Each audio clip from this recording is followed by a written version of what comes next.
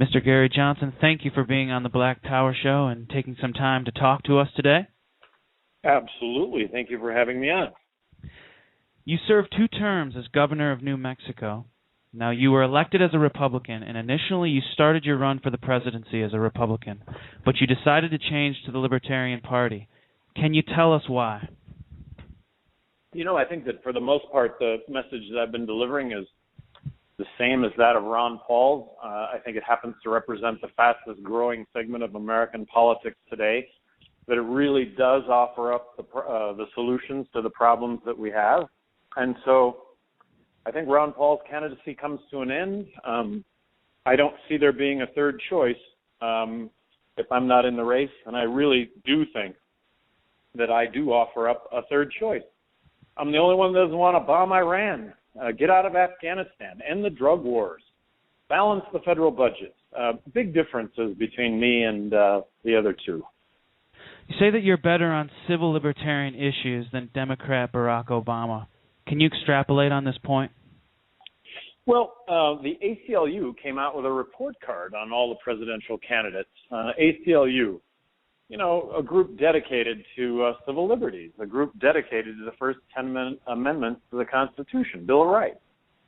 Anyway, they came out with a report card. This would have been about end of last year.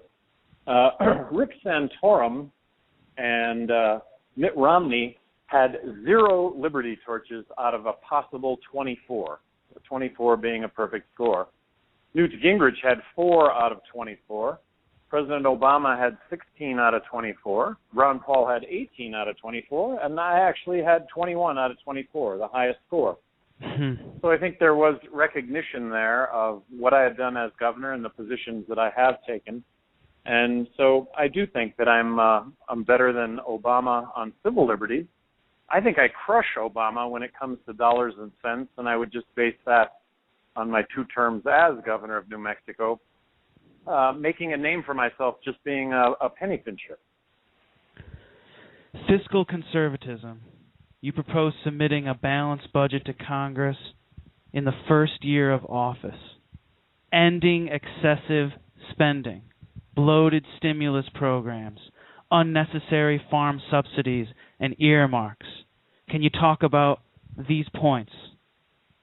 Well, I think more important than these points are, let's talk about Medicaid, Medicare, and military spending. I'm going to submit a balanced budget for the year 2013. That's a $1.4 trillion reduction in federal spending. The majority of that money, Medicaid, Medicare, and military spending. So a 43% reduction in military spending is reducing our nuclear warheads from 2,300 to 500. It's getting ourselves out of the current military conflicts that we're involved in. It's reducing the military footprint that we have on the planet. It's all of the bases. It's all of the troops that we have stationed abroad. It's research and development. It's intelligence. It's the military that are in uniform, and it's the civilian support staff that goes along with that. When it comes to Medicaid and Medicare, I think that the federal government needs to block grant to states a fixed amount of money, 43% less than what we're currently spending, and give it to the states. No strings, no mandate, but having to deliver health care to the poor and those over 65.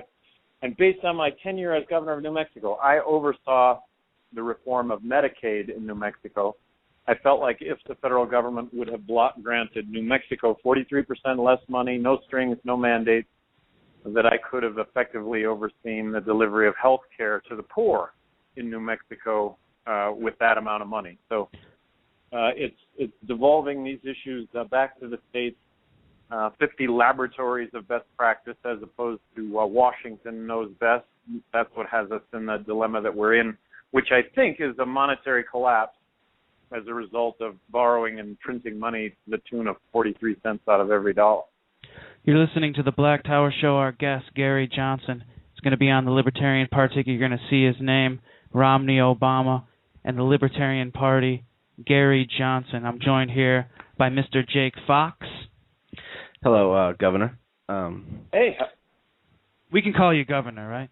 You can call me governor, yeah. Today, there was some Supreme Court rulings on Arizona's immigration law that struck down 3 planks of their immigration law, but left like the key one, in my opinion, in place, where it requires local cops to during routine stops to check the immigration status of anyone they suspect is in the country illegally.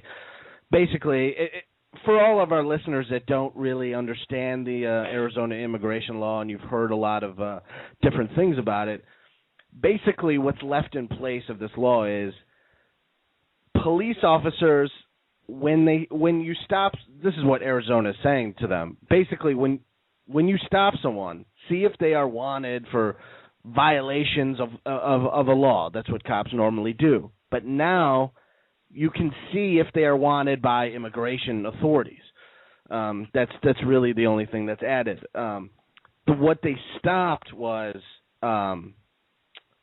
you can't stop anyone because they look like they're an illegal immigrant, and I think thankfully they stopped that because, in my opinion, that's racist. But because that was left in place, the Obama administration pulled back on Program 287G, which I'm assuming you're familiar with being a governor. No, I have no idea what 287G is. If you want to enlighten me on that, I'd love to be enlightened. Sure. This program allows the federal government to deputize local officials to carry out immigration law. The administration deemed these kind of agreements they have with states as not useful in states with the Arizona-style immigration laws. They have rescinded this agreement with Arizona. That means that even if a local police officer or police department step up their immigration checks, they'll have to rely on federal officials to make the arrest now. The feds are saying they won't respond to calls by local officials unless the person in question is a felon or meets their certain criteria, which I don't even know what it is. Do you think the states lost some power today because of this action? Do you think this violates the 10th Amendment? Well, first of all, I'm a strong proponent of the 10th Amendment. I think states should be able to decide their own policies. But I will just tell you that if I would have been given the Arizona legislation, I would have vetoed the Arizona legislation. I think that inherently it's discriminatory, and so rulings today, I think maybe effectively say that. I just think that everyone around the border is of color, and whether you're a legal, illegal, or U.S. citizen, you can't tell. And so what you have is detainment of U.S. citizens for documentation that, if they don't have it, could have resulted in them going to jail. And so I just think it was a horrible piece of legislation. I agree that it was a horrible piece of legislation, and I'm glad that the Supreme Court ruled against the issues that they did. But I would say that police officers, when they pull someone over, typically check their background. If you're wanted in another state, or if you're wanted for other crimes within the state. Do you think it's within normal police procedure to then check to see if they're wanted by ICE? Well, we don't want criminals in this country. We want, I think the answer to immigration is making it as easy as possible, if you want to come into this country and work, to get a work visa. And a work visa would entail a background check so that we don't have wanted criminals working or being here in the United States. So, yeah, those are the caveats that really matter.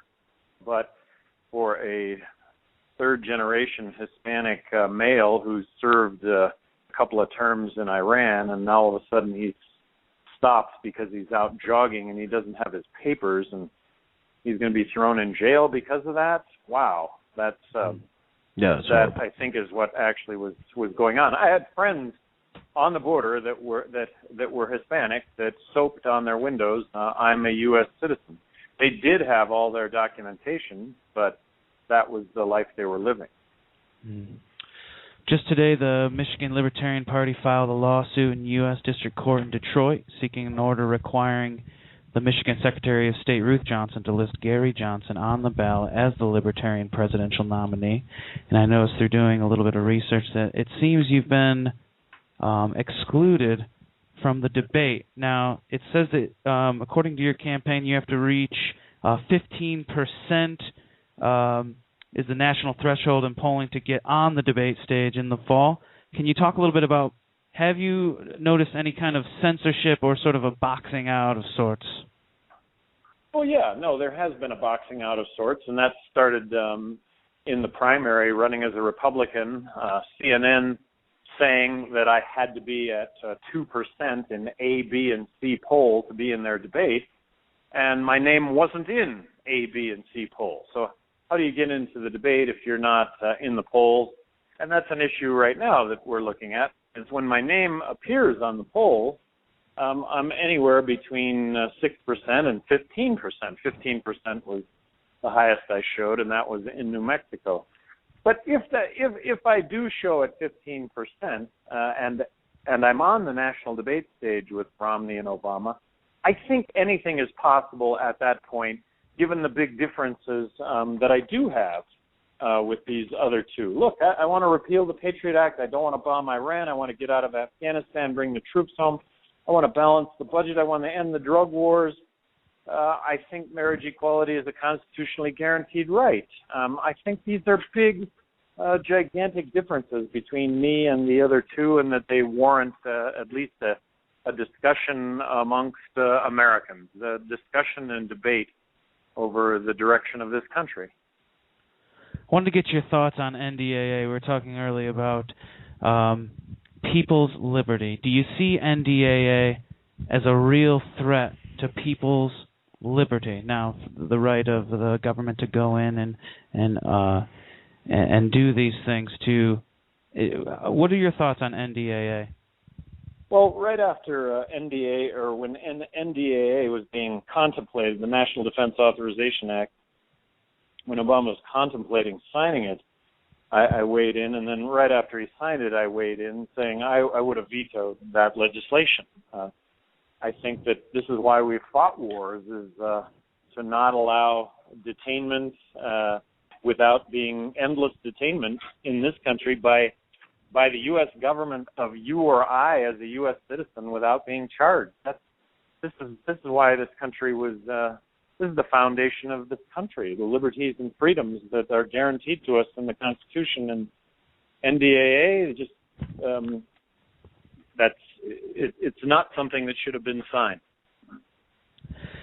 One of the foundations of libertarianism is no morals legislation. And I know that you are a proponent of gay rights. You marched in the Gay Rights Pride Fest. Do you feel that your views on things like gay rights have kind of put you separate from the Republican Party, perhaps making it more difficult for you to make that push into the Republican Party? Well, I always maintain that the majority of Republicans were fiscally responsible and socially accepting, socially tolerant. Right. But I never really got a chance to make that pitch to Republicans. And I think there are a lot of Republicans that have issues with an agenda that tries to legislate morality. You can't legislate morality. If you do, you're going to end up making criminals of individuals that, but for those laws, would not be criminals. Seems like such a simple idea to understand. How do Republicans respond when you're telling them these things? These people have deep-seated religious views, I'm assuming. Well, my experience is that Republicans understand this and embrace this, and this is This is the segment of American politics today that I'm trying to give voice to, that just being a messenger here, but somebody's got to be pointing this stuff out. And I'm going to be one of 3 candidates on the ballot in all 50 states. There is a third choice, and I don't think it's a I think it's the most viable choice. If we don't fix this ship of ours, we're gonna all sink together.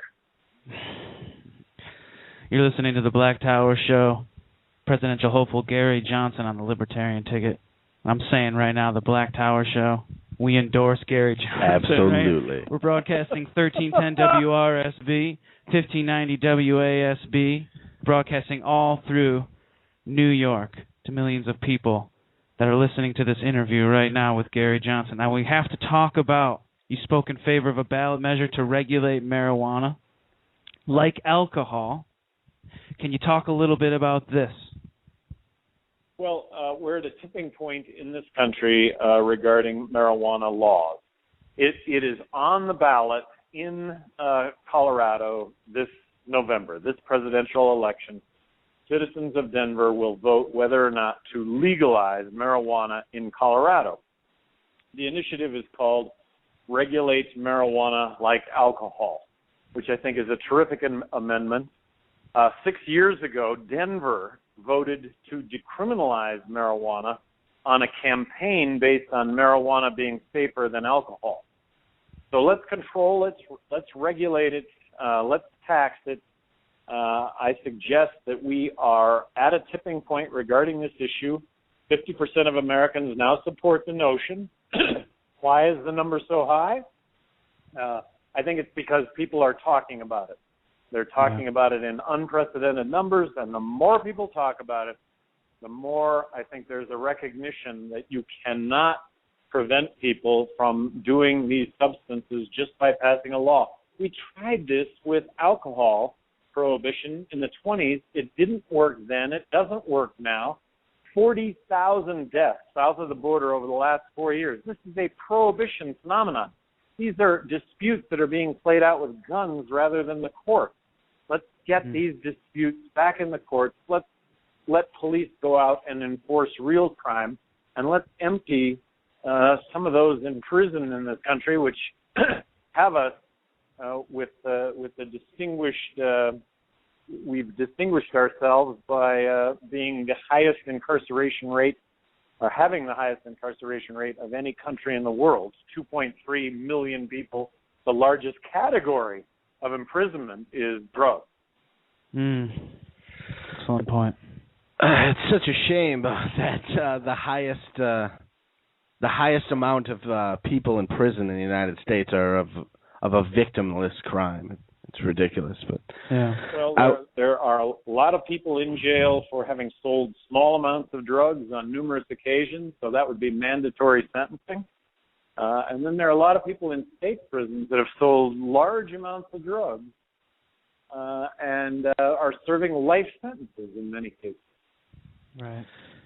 I would really, being a libertarian, I would really like to get your take on this issue. It's kind of a tricky issue. For me, it's a tricky issue to really decide on. How are you on states' rights versus federal rights on the Second Amendment? And I'll put a couple examples out there for you. On one hand, you have the feds, they ban machine guns. But Montana says all guns made in Montana and stay in Montana aren't under federal jurisdiction, and they can make fully automatic machine guns. On the other hand, you have states like California that ban guns that the feds say are okay, like guns with detachable mags or whatever. So either states have the right to violate the Second Amendment, or the feds need to protect that right. Where do you come out on that? Well, I come down on the role of the federal government, and the role of the federal government is to uphold the United States Constitution. So, let me use as an example civil rights in the 60s. If the federal government would not have ruled on segregation in the 60s, would we still have segregated bathrooms, public bathrooms in the South today? So they injected themselves from the standpoint that this is a constitutionally guaranteed civil right. I would put gay rights in that same category. When it comes to the Second Amendment, in my estimation, could not be clearer. We all have the right to own, possess firearms. Right. And I don't see anything in there about caliber of weapon, number of bullets in the chamber. I don't see any of that. And so federal government has a role to uphold the U.S. Constitution, and that would be our ability to own firearms. Yeah, we're kind of getting into like a tricky kind of states versus federal situations that are popping up. We have two ongoing cases of people going to New York City from various states, Indiana and Tennessee, a nurse and a Marine, visiting the World Trade Center and the Empire State Building. They saw a sign that says no weapons. They checked their gun at the front desk, and they're charged with a crime. One of their lawyers says even if New York prosecutors wanted to, they couldn't offer either of these two people less than 2 years. And there's like kind of a national movement of national reciprocity. They essentially want to make, if you are issued a concealed carry permit in your state, it's like a national driver's license. You can use it in New York. You can concealed carry anywhere. How do you feel about that? Well, I do think it comes under Second Amendment, or our ability to own and carry weapons. I do think that is constitutional, but that is what the court rules on constantly, and I think the federal government, like I say, has an absolute role to step in and uphold the Constitution. Second Amendment couldn't be clearer. Organizers for the highly anticipated Paul Festival have confirmed that you, Gary Johnson, will be a featured speaker at the Tampa gathering, and I want to talk. Have you seen support from those who have been with Ron Paul up until this point? And do you hope that those people are going to take you to a point where you can be part of that debate, that you can make this push, and you can keep this front going, that a lot of people feel very, very passionately about? Us, the Black Tower Show, is part of that. How much are you working? Are you talking to Ron Paul? What is going on there? Well, just really all of the above. It's absolutely essential that Ron Paul supporters would help me out. And look, I know you guys recognize this. Ron Paul has always said he's just been a spokesperson for these ideas, and I put myself in the same category. And there are thousands of others in the same category. It's just, I guess it kind of boils down to a resume to be able to actually believe that you could do the job. And I do believe that I can do this job, and it would be based on my resume.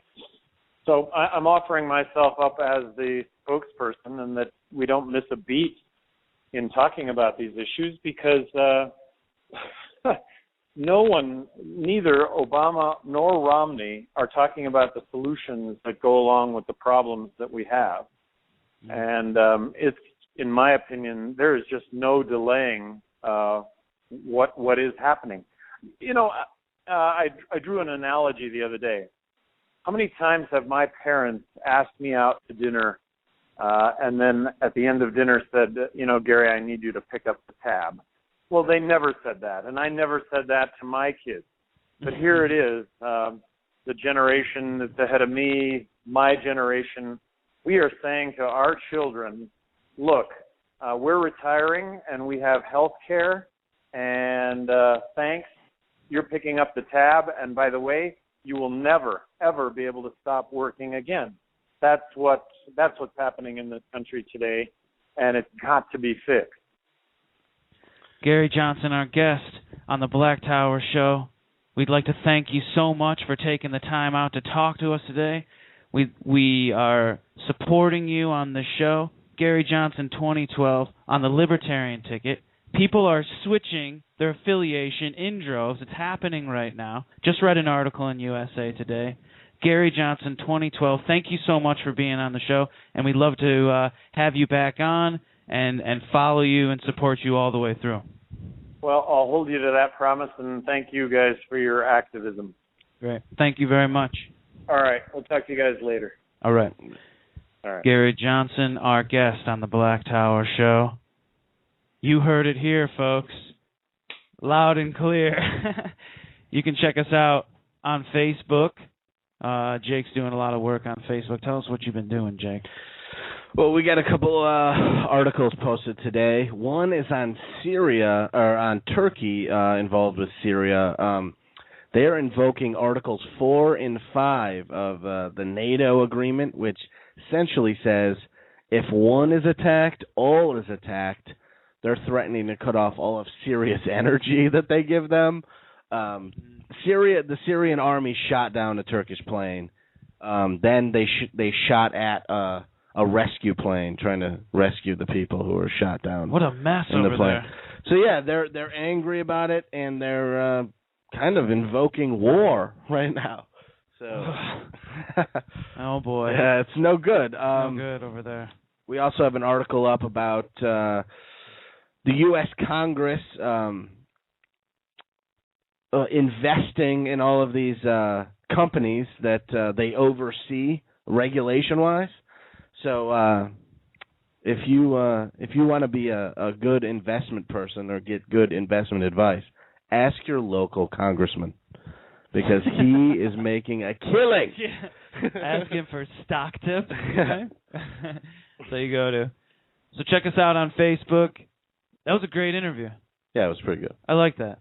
Gary Johnson, man. We had him, and we caught him at the great time, right? So we got on board, and we're going to have him back on again. He's going to remember the Black Tower Show. Yes, he is. Because I said it like 700 times so that he would remember it. And we'll have Gary Johnson back on again. You wait. If he gets into the debate, and he can get the Ron Paul supporters, it's happening right now.